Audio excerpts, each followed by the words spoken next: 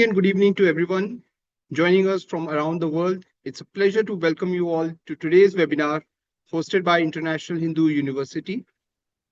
On behalf of International Hindu University, I welcome all our guests, participants, faculty members, and our esteemed speaker for today's webinar. My name is Rahul, and I'm delighted to be your host for this enlightening session. At International Hindu University, our mission is to preserve, promote, and share the timeless wisdom of Sanatana Dharma and Vedic knowledge with learners across the globe. So before we dive into our today's fascinating topic, I'd like to invite everyone to watch a short introductory video about International Hindu University. This brief presentation will provide an overview of what IHU is, the vision behind the university, and the unique educational opportunities it offers. So as you watch this video, you'll discover why IHU is a truly unique university that serves as a bridge between ancient wisdom and contemporary knowledge, fostering personal growth, cultural understanding, and lifelong learning. So let's take a few moments to learn about International Hindu University before we begin our today's session. Knowledge is not merely information. It is the awakening of human potential, the discovery of purpose, and the journey toward wisdom. Welcome to International Hindu University USA, where timeless Vedic wisdom meets modern education, empowering learners across the world to lead lives of meaning, balance, and service. International Hindu University USA is a state-registered non-profit university based in Florida, dedicated to advancing Indian heritage, Sanatana Dharma, and traditional sciences on a global scale. Founded with the vision of preserving and sharing the profound wisdom of Hindu traditions, IHU serves as a bridge between Eastern knowledge systems and Western scholarship. Through education, research, cultural exchange, and spiritual exploration, the university creates a platform where ancient wisdom remains relevant in today's rapidly evolving world. At International Hindu University, our mission is to educate and empower individuals through the timeless values of Sanatana Dharma, promoting peace, mutual respect, and global harmony. We strive to create an inclusive learning environment open to people of all ages, backgrounds, cultures, and belief systems. By integrating ancient Hindu wisdom with modern academic excellence, we inspire students to live with purpose, cultivate self-awareness, and contribute positively to society. Guiding this vision is a distinguished leadership team dedicated to educational excellence and cultural preservation. The university is led by Captain Manohar R. Mahajan, President of International Hindu University and Chair of the Board of Directors. A respected maritime leader, certified mediator, arbitrator, philanthropist, and cultural ambassador, Captain Mahajan has devoted decades to education, community development, and the promotion of Indian heritage worldwide. Supporting the university's mission are our Board of Trustees, including Dr. Narendra Maheshwari and Mr. Shekhar Reddy, along with an accomplished academic council and a global network of scholars, educators, researchers, spiritual leaders, and industry experts. International Hindu University brings together multidisciplinary faculty members whose expertise spans education, spirituality, healthcare, psychology, science, philosophy, and traditional knowledge systems, with a commitment to academic rigor and student success. IHU continues to expand its global reach through accessible online and distance learning programs. IHU offers a diverse range of degree, doctoral, and certificate programs designed to nurture intellectual growth, spiritual understanding, and professional development. For our researchers, our master's program include Master in Hindu Spiritual Care, Master in Purohitya, Master in Ayurveda Education, Master in Yoga Education, Master in Divine Music, Master in Divine Dancing, Master in Hindu Philosophy. For advanced scholars and practitioners, our doctoral programs include PhD in Hindu Philosophy, PhD in Ayurvedic Sciences, PhD in Yoga, PhD in Performing Arts. IHU also offers specialized certificate programs in Ayurveda, Hindu Spiritual Care, Natural Health Sciences, Sanskrit, Spiritual Management for Professionals, Language Proficiency, and many other disciplines. At International Hindu University, education goes beyond earning a degree. Our programs help students develop spiritual awareness, leadership qualities, emotional resilience, cultural understanding, and practical life skills. At International Hindu University, USA, you are not simply enrolling in the university. You are becoming part of a global family rooted in wisdom, service, cultural heritage, and the enduring spirit of We Are One. Join us on a journey of knowledge, self-discovery, and global harmony. Connect with us today at contact at ihuusa.org or call us at +1305 519 6083. Thank you everyone for watching. We hope this introduction has given you a glimpse into the vision and mission of International Hindu University. And now let's move forward to our today's thought-provoking topic and welcome our respected speaker. Our topic for today is Vedic plan of Sanatana Dharma, which often described as the eternal way of life, a timeless tradition that encourages everyone to seek truth, cultivate wisdom, and live with purpose. And today's webinar invites us to explore this opportunity. This session will help us to understand how the Vedic tradition places truth at the center of the human life, encouraging everyone to ask one of the humanity's most fundamental questions: who am I? To guide us through this insightful journey, it's my pleasure to introduce our esteemed speaker, Professor Dr. R.N. Sreenathan, to share his knowledge and insights on this fascinating subject.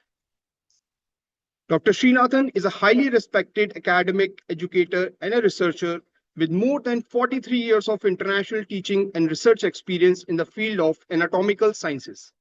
Dr. Sreenathan has earned his PhD with distinction in anatomy from the prestigious Banaras Hindu University, where he is pioneering research focused on fetal alcohol syndrome. He has served as a dean, professor, and a chair of anatomy and neuroscience at leading medical universities in Jamaica and the Caribbean, and has authored more than 20 international research publications while guiding numerous scholars. Dr. Sreenathan's exceptional contributions to teaching have been recognized worldwide. He is a five-time recipient of the Golden Apple Award for the Best Teacher from the American Medical Students Association and has received several prestigious honors, including the Henry Gray Award as the Autonomist of the Year and the Eminent Education Award for his outstanding service to education. Dr. Sreenathan has devoted himself to the study of Vedantic wisdom and an honorary professor at International Hindu University, where he continues to guide doctoral research exploring the relationship between modern science and Vedanta. He's also an accomplished author.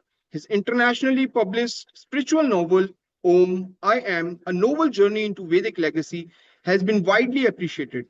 And his forthcoming book, Bhagavad Gita, in the lens of neuroscience, offers a unique bridge between the ancient wisdom and contemporary neuroscience. Today's webinar is a wonderful opportunity for all of us to learn, reflect, and engage with the valuable insights from a respected speaker who has generously agreed to share their knowledge and experience with us.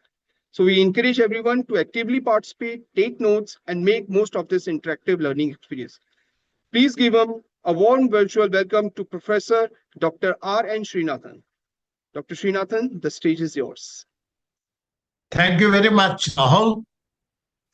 So, good evening, Hari Om, good morning around the world. I am here speaking to you from Advait Senior Homes, Hyderabad, Telangana, India. So, regarding Sanatana Dharma,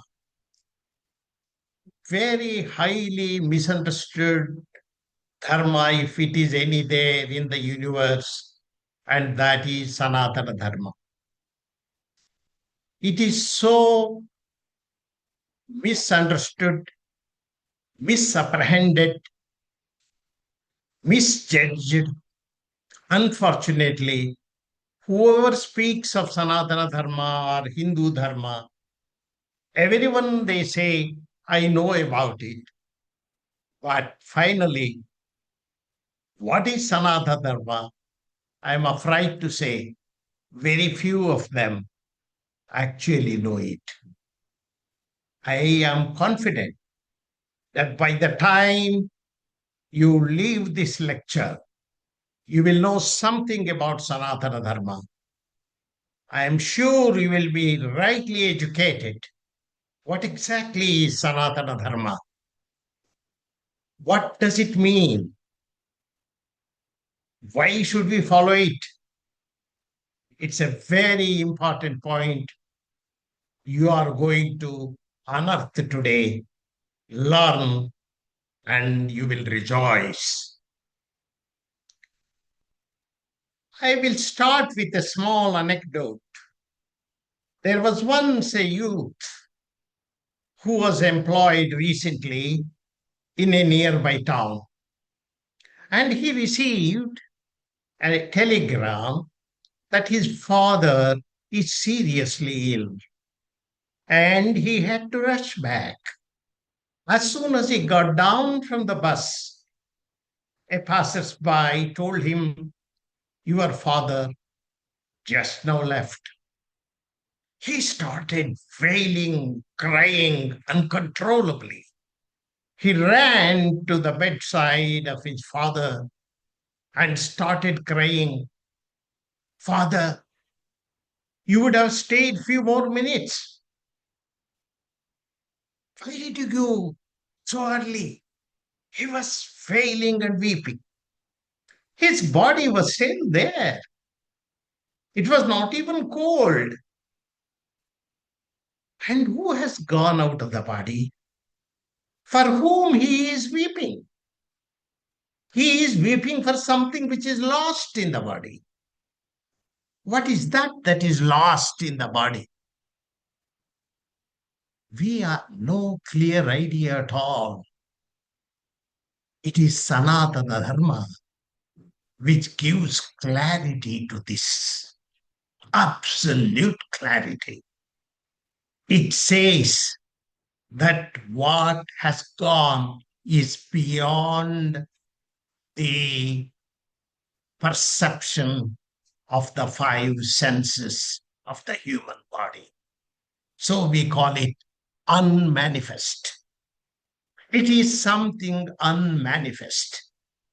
So the question comes, what is this unmanifest? Unmanifest, something beyond the comprehension of our five limited senses of the body. They called it consciousness. They told, who told? The erstwhile propagators of Sanatana Dharma, the rishis, they told this something which has gone out actually is not the object. It is the very subject. And this subject will never die. It's ever present because it doesn't know death, because it was never born. It doesn't come under the ambit of time and space. It's something beyond it. And it is here where everyone they feel lost. How can there be something without time and space? Because we are so much inured to the time and space that's created by the brain of this body. And we are so much used to it that we think only what is perceived by the body is real. Whatever that is perceived the body is an object. Anything objective will have shape and name. So anything which has got shape, name, any pronoun, I or we, that, this, anything, all these are objectives created by the physical body. Our physical body is a roaming instrument in the simulation of the external world. External world is indeed a simulation. It is a flow of electromagnetic energy.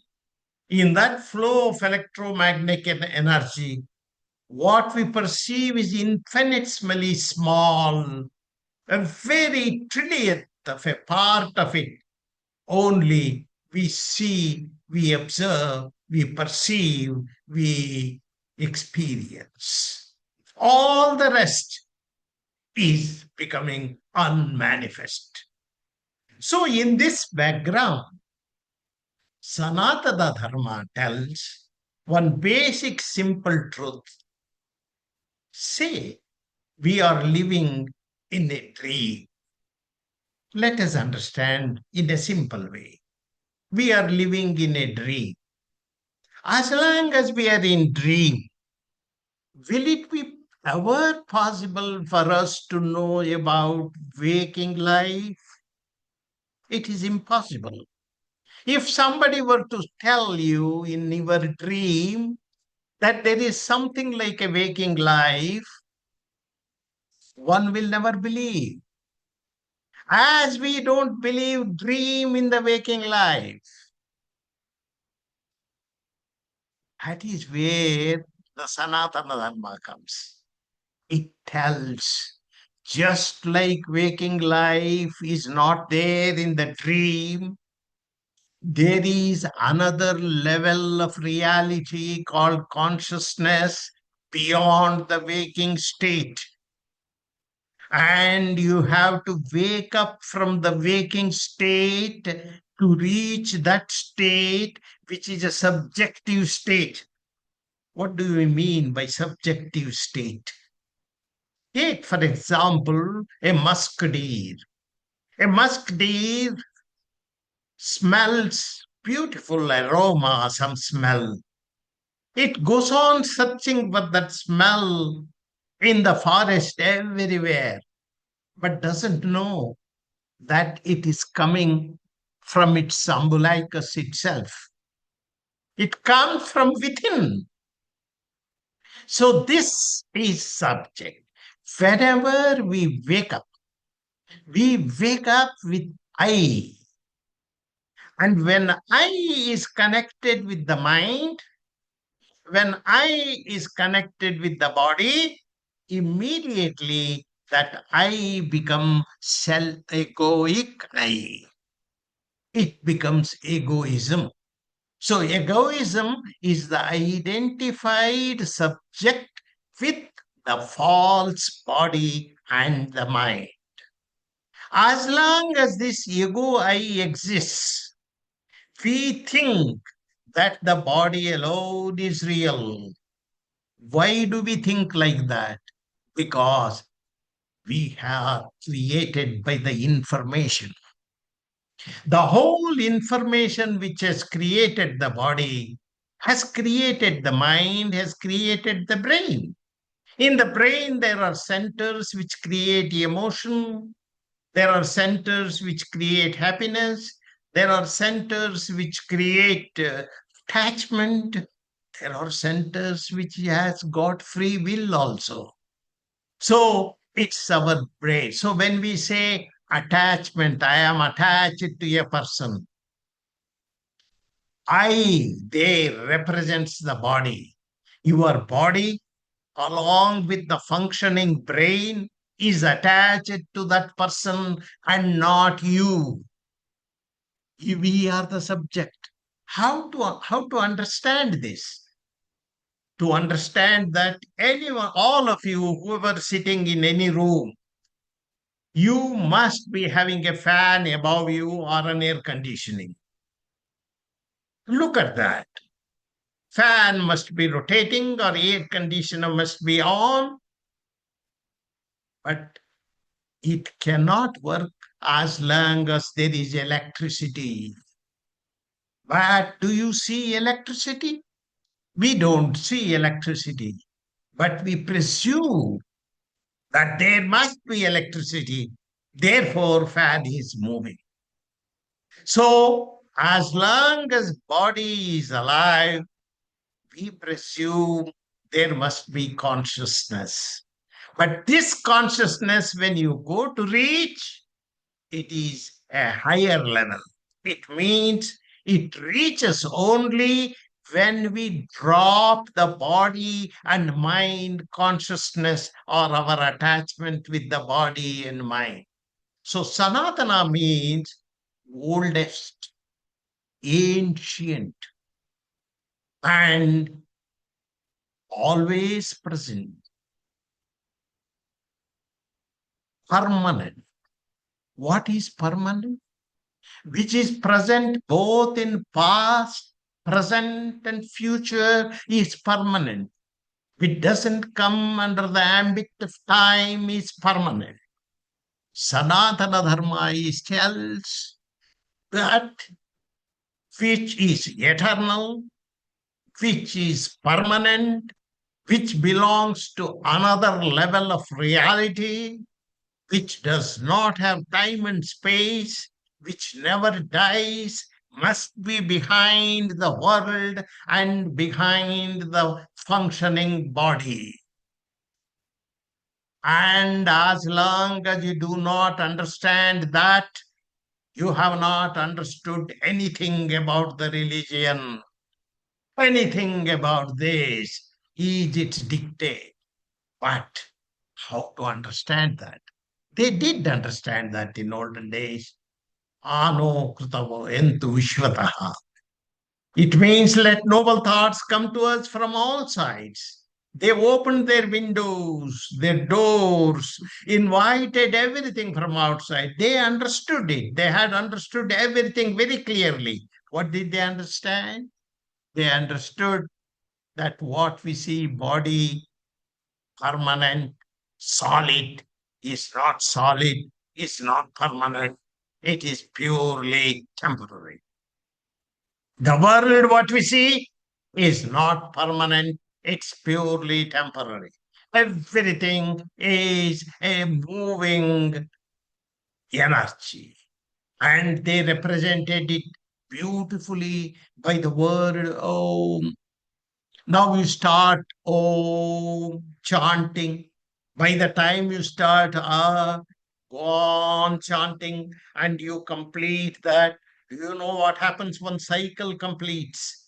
By the time one cycle completes, from the space, subatomic particles, atoms, molecules, tissues, body, birth, death, and then again becomes space.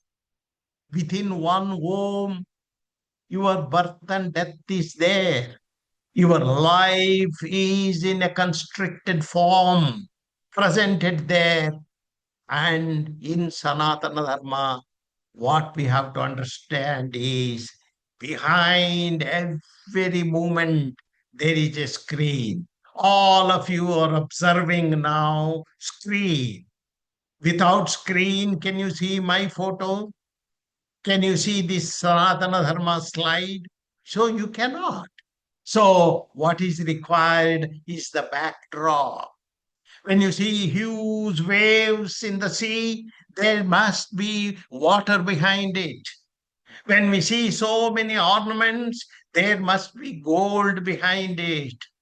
This was the basic way of presentation. When you see so many people alive, there must be consciousness behind it.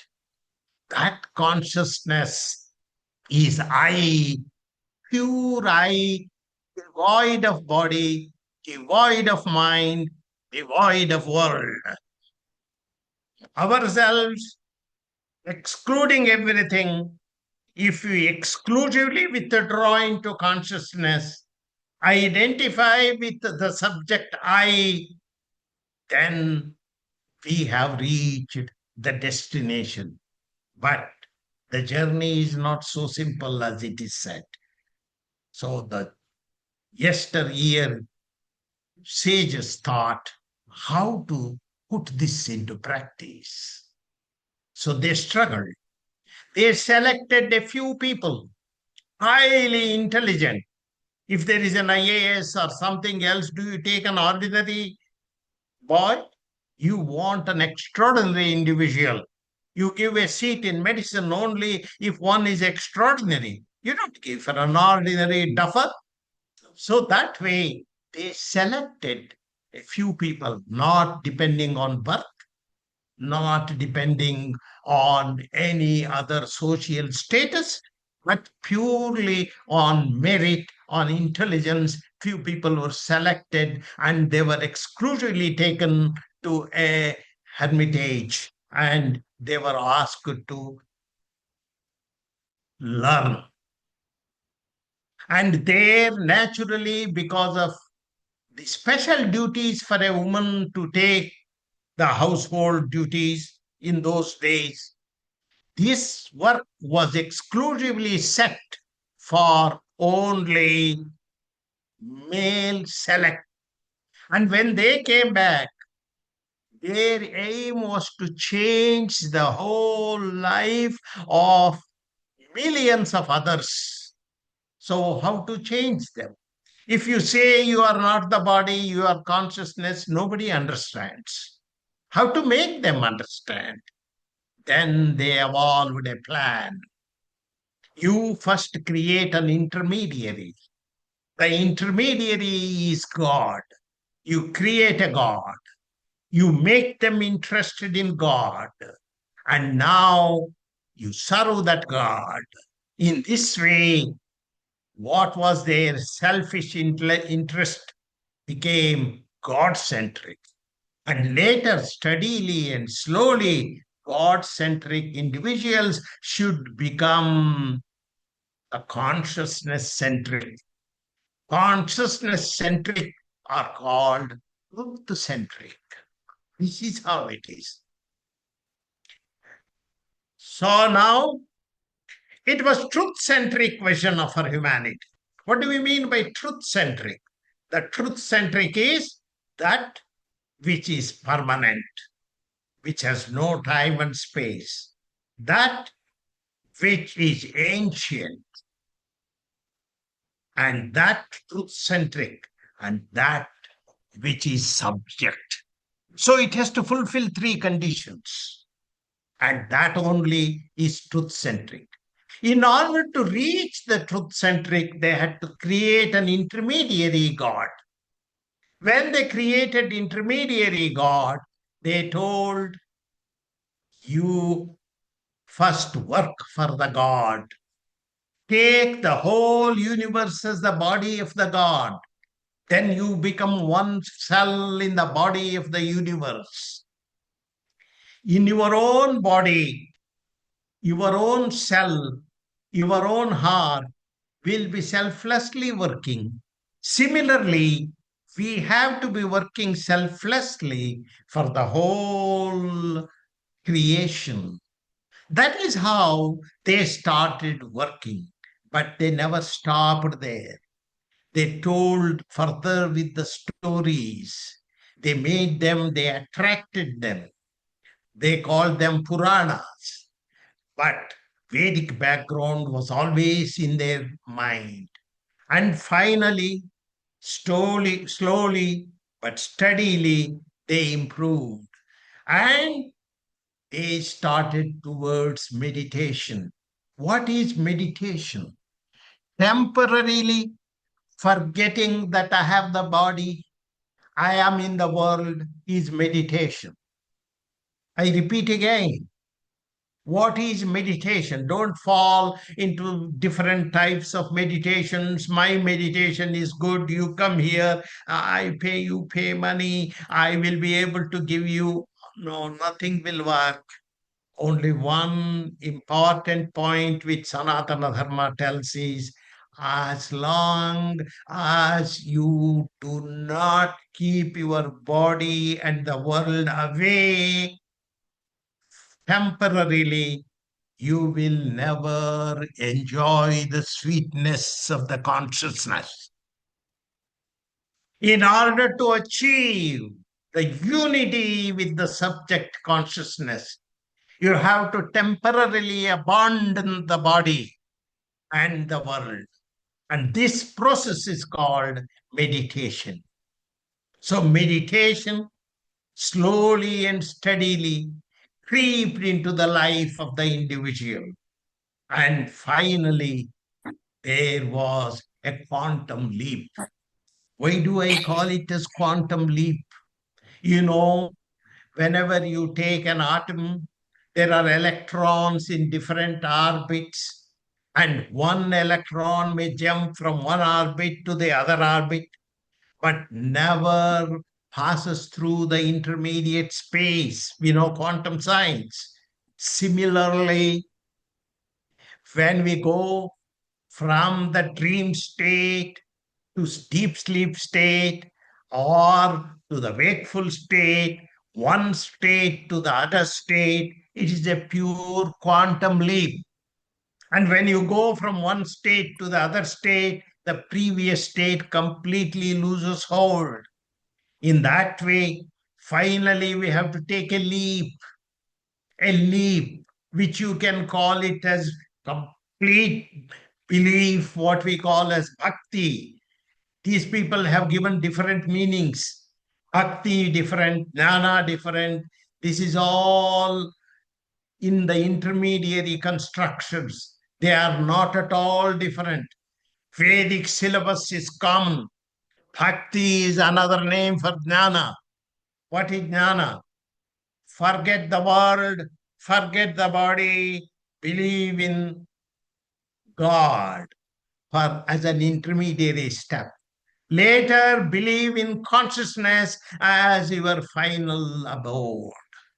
And when you know I am consciousness, the world disappears. When the world disappears, we are already taken a jump to the ultimate. And that ultimate is such a blissful state. Any amount of problem, worry, trouble belong to the lower level of reality, as though you had a dream problem in the dream. But after waking up, will you not laugh at your problem and they say it was just a dream? In the same way, when we wake up from the waking state and say all our problems in the waking state was just my own mind's construction and that's not real, and immediately we have transgressed that and we have taken a quantum leap. This quantum leap is required. That is the truth-centric vision for humanity. So, how do we get this in one human life? Not possible. They believed that human life is a segment in the whole circle. Therefore, everything is Purnam. Purnamadaha Purnamidam. Purnat Purnamudachyate. Purnasya Purnamadaya. Purnameva Avasishyate. Everything is infinite. In the infinite, you just like a small arc of line is this life. This life should not be given the complete importance, but should be exclusively, completely utilized for the advancement of knowledge. What is advancement? From standard first, second, third, we keep on moving to the next higher level, higher level, higher level. Like that, we keep on moving. So when we move from one level to the next higher level, the previous level will go. Unfortunately, you know where Hinduism has failed? Everyone will stick to some certain path in the middle. And they say, this is the only path because it is comfortable, because I have understood that. What you have understood is not an understanding of the real Sanatana Dharma. Kena Upanishad says, if you know you have understood something, you have not understood anything. There comes. If anybody is happy that he has understood everything about Hindu religion, he is the most ignorant Hinduist. Hinduism is not there to be understood. Hinduism is there to be enjoyed. It's there to be taken a quantum leap. is there to jump into the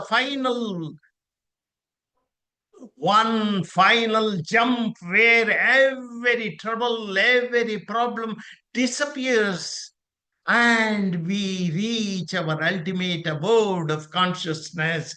Consciousness is subject. It always says I, and it is not mingled with anything. It's free. And that is the higher level. Where is it? It's everywhere, my friends. Everywhere. Just as you know, this is hand, same example I tell several times, and you are seeing the hand because of light. And without light, the hand would not have been seen. But can you separate the light from the hand? It is not possible. But you know there is light, but it is not possible to separate. But can you visualize that there is a light separate from the hand? Yes, you can do. In the same way, the consciousness is, is placed on us. Because of consciousness, we live. Because of consciousness, we talk, we move.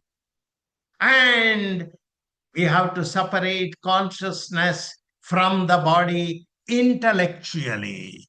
Physically, it is impossible. That is Sanatana Dharma. So, what is Vedic plan of Sanatana Dharma was not the caste system. I tell you, the caste system, if they say that you take the universe, when the universe was created, without sun, would you expect universe to work? And you know, when the sun rays come to us, it is the work of the sun. Wherever there is work, that is Shudra. When moon gives its moonlight, it is Shudra. Now you tell me, Shudra, how bad it is given. No, with the essential principles of the universe formation, these divisions occur. Unfortunately, foreigners with objective ideas in their mind came and spoiled the subjective nature of our sanctity. Our Sanatana sanctity is subjectivity. It's pure consciousness. It's I. It is higher level.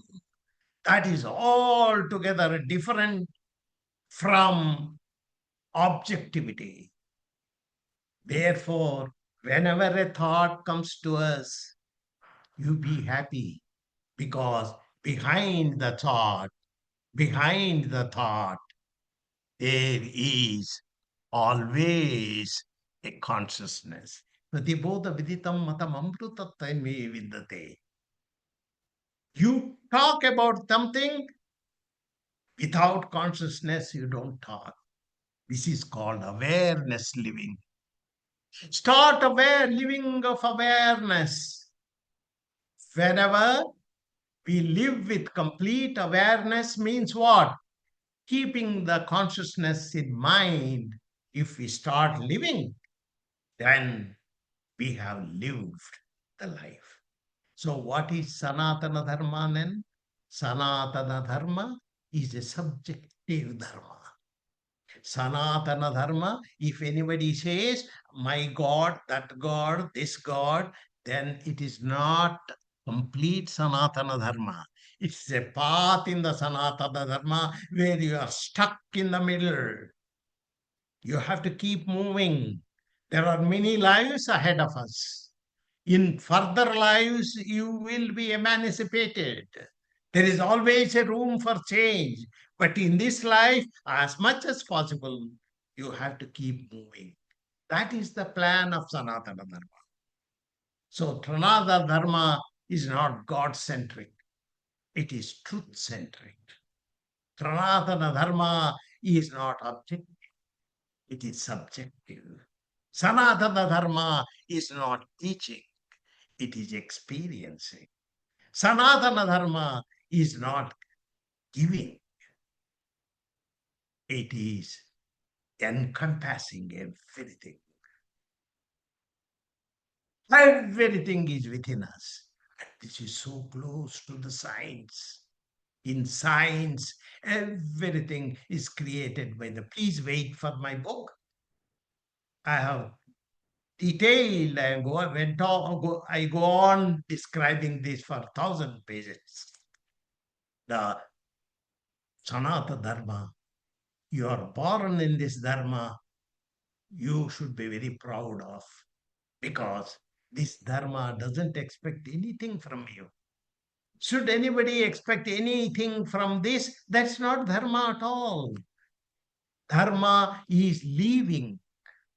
Dharma giving more than taking. And every moment we are taking in the form of air, water, food, and how much we give is more important. This is what Sanatana Dharma. We were just listening. Somebody was telling there was no ice in some place. So otherwise, usually there used to be snow, I think. And the children went on asking that don't cut the tree, don't cut the tree. And they just uh, had some bands connected to that. So this is how it happens. So with this, I conclude. I open this one for further questions. Thank you. International Hindu University, IHU USA, where ancient wisdom meets modern education. Explore our diverse programs in Vedic studies, yoga and wellness, Ayurveda, Hindu philosophy, Sanskrit, and Vedic sciences. Choose from certificate, master's, and PhD programs, all online and flexible. Join a global community and transform your life through authentic, holistic education. Enroll now and begin your spiritual journey today. Visit website ihuusa.org, email contact at ihuusa.org. There is a question in the chat box by Yeah. Neelam Mahajan. So she asks is how to identify or know what is the purpose of our life. Neelam ji, can you unmute yourself and ask the question elaborately? That would be good. Hello, Chachaji. Namaste. Namaskar, sir. This is Neela. I wanted to know what is, or how do we identify what is the purpose of our life? Purpose of life, I will answer that question first. Purpose of life. Purpose of life is, this is an instrument I told you. It is running on the information, and this information deals with the world, which is a simulation. It is for sure, with the advancement of AI, we have understood, as AI is created, so the world also is created by some other entity or force. But how is that created means it is simple. Say there is pure consciousness is there, and it looks something into the mirror, and whatever that is seen in the mirror is reflection. The whole world is reflection. And whenever we try to put kumkum and we see in the mirror and guide the finger into our forehead exactly in the same way, the purpose of the world is to enjoy the world, but finally take your finger to the consciousness itself and identify that in this whole universe, I am the backdrop of the universe, and whatever I am seeing is an entertainment that's going on, like a light on a stage, they say, in our example. What is the function of a light on a stage? Show goes on, and without light, nothing goes on. And let us become light. Let us become light for the whole story that's going on. Thank you. Excellent talk. I mean, every time I hear you, I learn something new. So my question is the role of the mind, because the mind that keeps us into the body consciousness, that is what you were mentioning. Yeah. So is mind a bad thing and it has to be eliminated? How does that work? Oh, it's a good question. Mind is never bad thing. And one point I want to tell you, the word bad, we have to take it out. There is nothing in the creation which is bad. The bad word and other things which you see good and bad is a conditioning of our mind. We are conditioned right from, you see, a child is born pure slate, absolutely pure. But mother, father, relatives put ideas into the child, and later good and bad is created. There's nothing good and bad here. And that is the reason why we have to go back to become a child. Ah, this mind which has time and space and which is being given to interact with the world has to be utilized. But it is the same mind which generates the free will, the intellectual questioning of who am I? And that who am I, it comes from the same free will, same mind. And that is the reason why the mind alone is our friend. Mana eva manushyanam bandha mokshayoha. It is the mind that can cling you. It is the mind that liberates you. It's mind which is very important for us, because mind alone will think deeper. Who am I? So mind is never bad. Mind has become bad apparently because of our tutoring from the world. We have become victims. We are victims of the false tutoring of from the world. This is what Sanatana Dharma says. Aware, awake, uttishtata jagrata, prapyavarana nibodhata, turasya dhara nisita gruhatya, durgam patastat kavayo vatanti. It's very difficult, but start doing that. That is the purpose. And your mind is your teacher. You start there, work there. You have to do it. Is it okay, Rahul? Oh, Mahajanji, okay, go ahead. Okay. Now, quite often we speak about the body being separate from consciousness, etc., and what we should be paying attention to, or what is more valuable, or you know, Hello. and Go ahead. uh, also when we mostly come to these pravachans, or we get to know this, especially during our older age. That's when people find time to be taught this difference between the subtle body and the gross body, etc. My question is it too late? Like just now you said, Uttishta Jagrita Bhava, like, first you have to get up and then wake up. Uh, we have gotten up now. Is it time for us to wake up at this age, or can International Hindu University create certain course so that this knowledge can be imparted to children from early childhood as a disciplined knowledge, as a regular, and not just being told by parents or by when you go to the temple or when you go to listen to a pravachan, etc. Can there be a knowledge that can be imparted to little kids from childhood, so that it is not like a sudden change that we are trying to bring now at older age? All along we have been attached to the body of my friends, body of my parents, body. I mean, we have been attached to that. We have been seeing their actions, we have been seeing their emotions, their love, and we have been reacting to the body, not to the subtle body, not to the consciousness, etc. At least knowingly. So, is there something that can be devised by our International Hindu University? Wonderful. That's a very good idea. This is what exactly is Sanatana Dharma. Sanatana Dharma in old ages, in the yesterday years, they went in search of students and picked up the best possible students and tried to train them and picked them young. Give me, I can assure you, some 100 students and leave with 2 years with me. Fresh students, young students. You will see how I can change them. 100% we can change.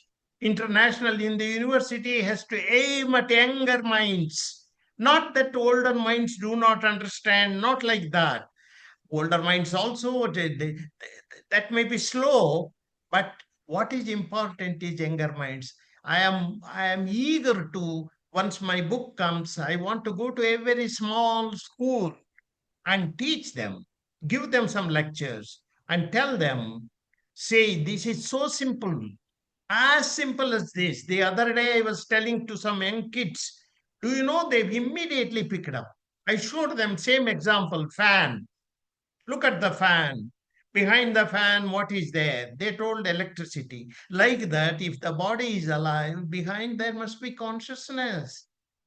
Why don't we understand this simple thing?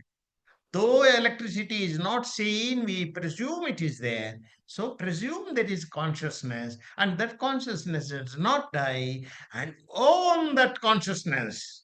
Own it. And once we own it, we have achieved it. Unfortunately, we have truly owned the body. We have truly owned the external world. And that to a part of external world we own. It is the false ownership that gives us this problem. And it is the false ownership that drives even our dharma, Sanatana Dharma, into different lower levels of exposure.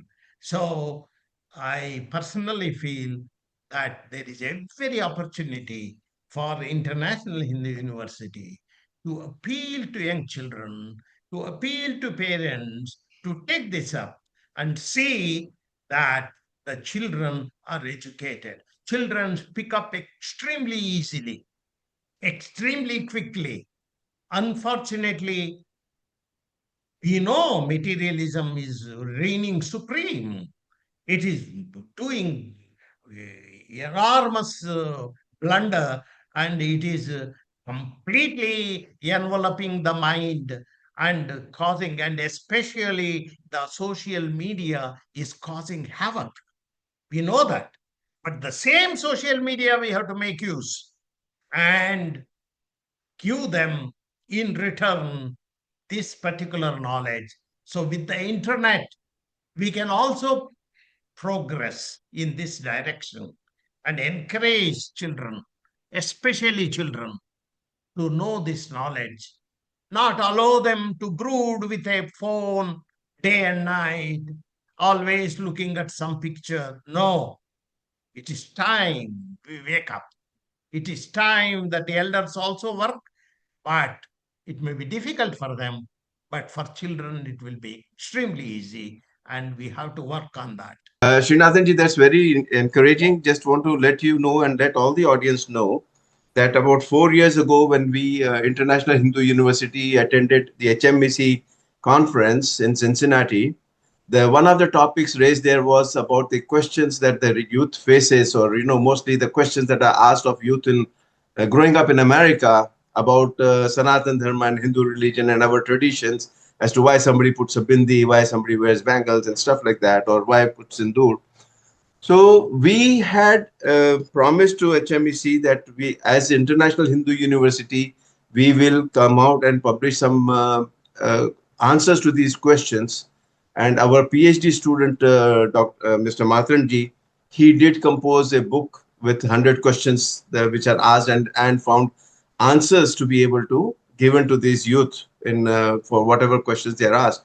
Similarly, like today, I would like to then launch this idea of having a course, maybe under your guidance, since you have already written a book, that something that we can make a well-disciplined and course, not just like Bal Vihar and things like that, that we can teach it as a course at in the university from different levels, from the younger age to the older age, so that we can deal with these issues.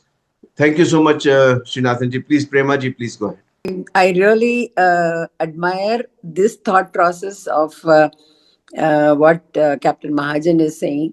But Dr. Sreenathanji, your topic today has got us involved into our own who am I, our own consciousness, which makes us to think about Yes, it needs to be inculcated from the childhood. But, I'm with you. We will train at least 10 faculty members who are already there with us in IHU to take this, your message, carry forward with your book, with your guidance, where, as you rightly said, what is Sanatana Dharma? Who am I? These two questions itself is going to make them all think about it.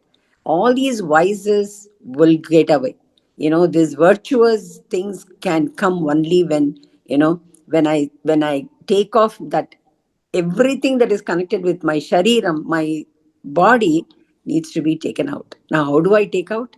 So when I know who am I think that's wonderful. But this is just the beginning, and we need to delve into for a long time. Thank you so much. Thank you. Thank you. Thank you very much. Mhm. Excuse me, can I talk 1 minute? Raman? Yeah, Ramanji. Yeah, namaskar. It is a very informative knowledge what we had this morning. What I was recollecting was in the immediate sloka in the 13th chapter, 13th sloka, that was reflecting the definition of some Sanatana Dharma, what I was going. Parabrahma, Brahma. Brahma Tattvam is telling Lord Krishna to Arjuna. That is equal to Anadi Matparam Brahma. That is what. Is it equal to that? Neyam et pravachyami. That sloka. Equivalent to that Sanatana Dharma, what we are speaking. What I feel. Yeah, yeah, yeah, yeah.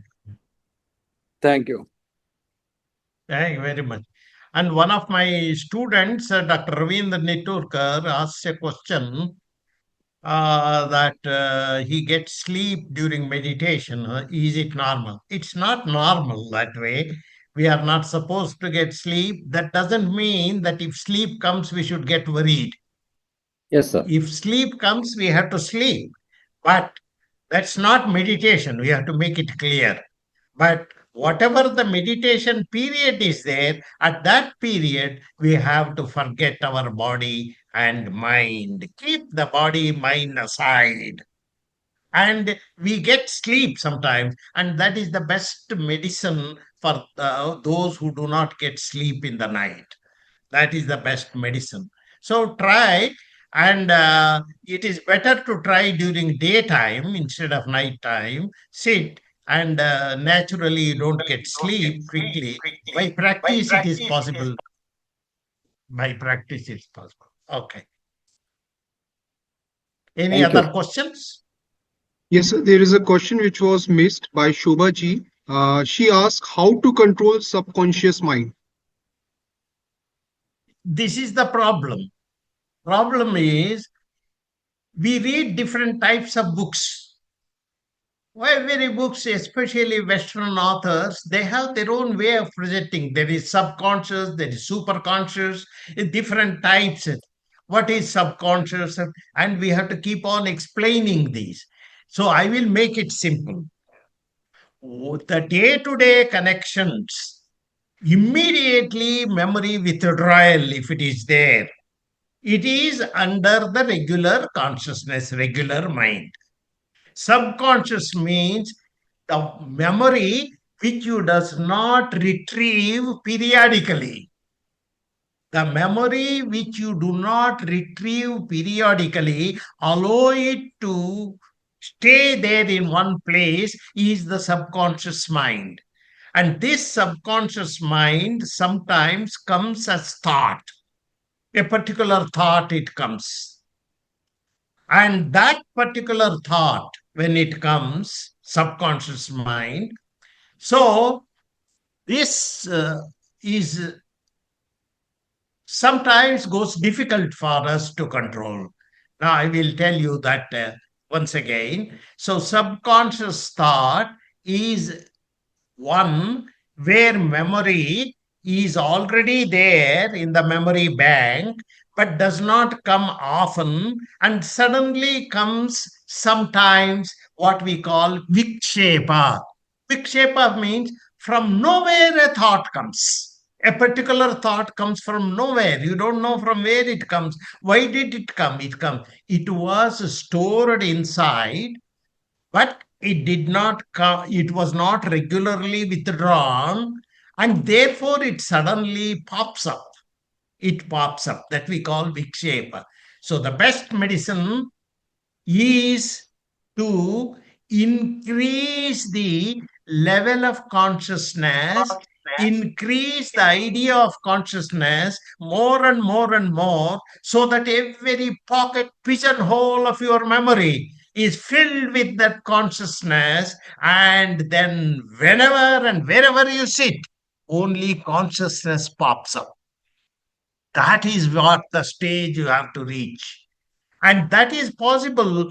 Whatever we are doing, immediately we should think, oh, behind consciousness is there. When you are brushing, oh, behind consciousness is there. When you are eating, oh, behind consciousness is there. That is how we have to cultivate the habit. Otherwise, don't get bogged down by the subconscious, superconscious. There is nothing like that.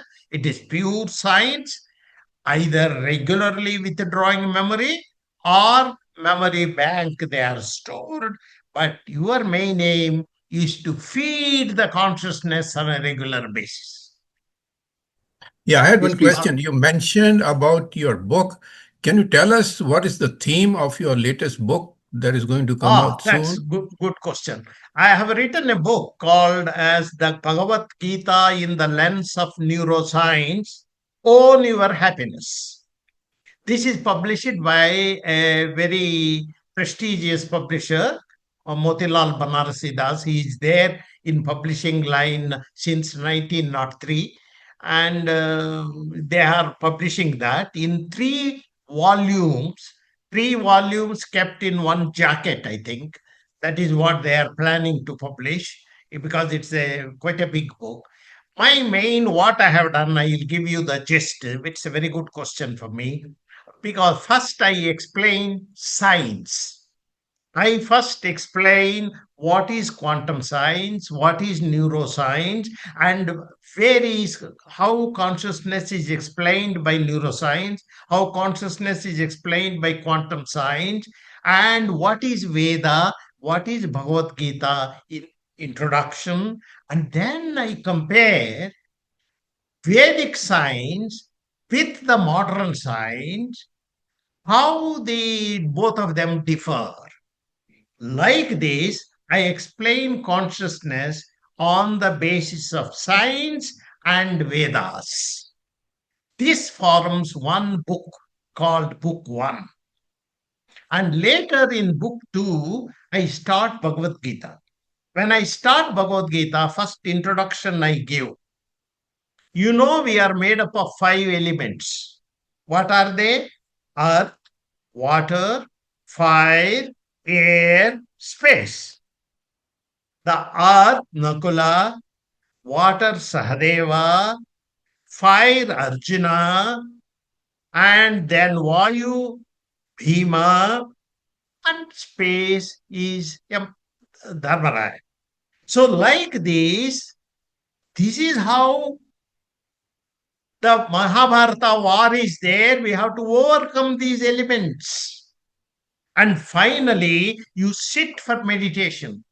Sitting for meditation is a war between Pandavas, 5 people struggling to meditate, and 101 people trying to go outside with the external world. And this war actually in our brain depicts Mahabharata. That is what Bhagavad Gita, that is where I start. And when goes on explaining every sloka on the background of what neuroscience tells about that. I tell about the frontal lobe, where free will is generated, how we have to make use of the free will and control our emotion, attachment, and other things. Throughout, I work on that. That is the gist of the book. I have one point to talk. I'm Purushottam. Go ahead, please. It is a complicated subject. Yeah. Is it not our responsibility to make it very simpler to reach to the children and all ages, the IHC can do it, in my opinion. Otherwise, we are losing track of it. People are now going against Sanatana Dharma because it is complicated one way, or people are making complicated because of politics. People are linking with a religion and saying it is anti-religion, anti-something, antagonizing the people. Maybe we need to do something simplification and reaching the all masses for keeping it alive. Very right. Keeping it alive. Otherwise, we are losing track of it. Exactly. Even We have to elderly work people. on this. How many people will know about Sanatana Dharma today? No, we have to seriously work on this. We have to very seriously. That is what yourself and myself are doing. And for all the information of others, the one who is speaking, he is doing his PhD under my guidance, though he is elder to me. That is different issue. But both of us are like friends. We are not like this one. And he is doing a wonderful job on Bhagavatam. And we have to contribute something to this. That's what you are doing. And we have to do something to our youngsters. And we are going to do it. And I am sure IHU is on the right path. Maybe definitely our book will do something to bridge a gap between science and the Sanatana Dharma, to explain from the eyes of the science also. People are now materialistic. They look everything from a scientific materialistic view. The children mostly, because our education is going towards that. Our background, because our education system totally depend upon European system for a long time. So we need to change to some extent, maybe through some of these books or we have publications. to work on that. We have to be dedicated. We have to dedicate. It is only the dedicated work that will help. We have to be dedicated for that. We will do our best. Yeah. Okay, Dr. Arvind Goody is our speaker for next webinar, which is going to happen on 15th of August. And it is my humble request to all the attendees here that whenever we send out our webinar information, please send to your own groups, your own families, friends. Like we had over 46 members attending today. If 46 says, at least bring 5 more. So we'll get 230, right? So that's how the word is going to spread about International Hindu University and the work that we are doing. It is webinars are totally free of cost. So please spread the word.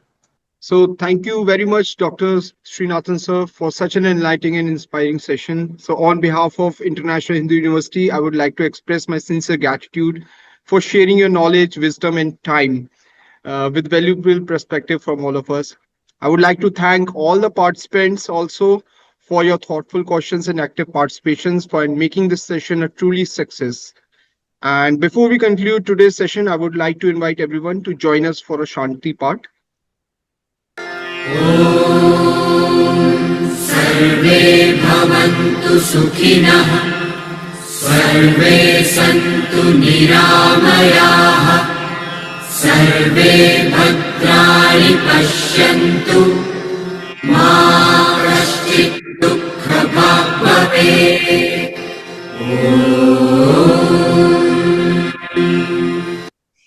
At International Hindu University, USA, you are not simply enrolling in a university. You are becoming part of a global family rooted in wisdom, service, cultural heritage, and the enduring spirit of We Are One. Join us on a journey of knowledge, self-discovery, and global harmony. International Hindu University, USA. Contact us at contact@ihuusa.org or call +1305 5196 083. Preserving wisdom, inspiring futures, transforming lives.